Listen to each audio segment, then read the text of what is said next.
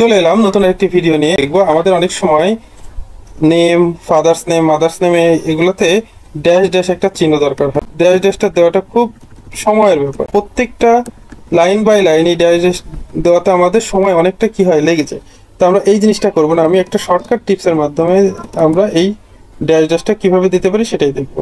তো প্রথমে আমরা কি করব, এই লেখাগুলো সিলেক্ট করব, করে রাইট বাটন ক্লিক করব, করে প্যারাগ্রাফ অপশনে যাব। প্যারাগ্রাফ অপশনে গিয়ে এখান থেকে আমরা ট্যাবসে যাব। ট্যাবস ওপেন করে ট্যাবসের এখানে দেবো ট্যাব স্টপ পজিশন, এখানে দেবো আমরা 3 পর্যন্ত দেবো। আমরা 3 দিয়ে দিই, এখানে 3 দেওয়ার পরে 3 মানে আমার এখান থেকে এই পর্যন্ত আসবে ট্যাবের পজিশন। এবার এখান থেকে দিতে হবে 4, এই পয়েন্টটা সিলেক্ট করে দিতে হবে। এবার আমি যখন ট্যাব দেবো তখন দেখবো যে আমার প্রত্যেকটা লাইন 3 ইঞ্চি বরাবর চলে যাবে। এই সহজ এই ছোট্ট একটা টিপসের কারণে আমাদের কিন্তু অনেকটা সময় বেঁচে গেছে। তো ভিডিওটি যদি ভালো লেগে থাকে অবশ্যই আমার চ্যানেলটি সাবস্ক্রাইব করবেন, লাইক, শেয়ার এবং কমেন্ট করবেন। অবশ্যই বেল আইকনটি প্রেস করে রাখবেন, আমি নতুন নতুন ভিডিও আপনাদের জন্য সামনে নিয়ে আসবো। ধন্যবাদ সকলকে।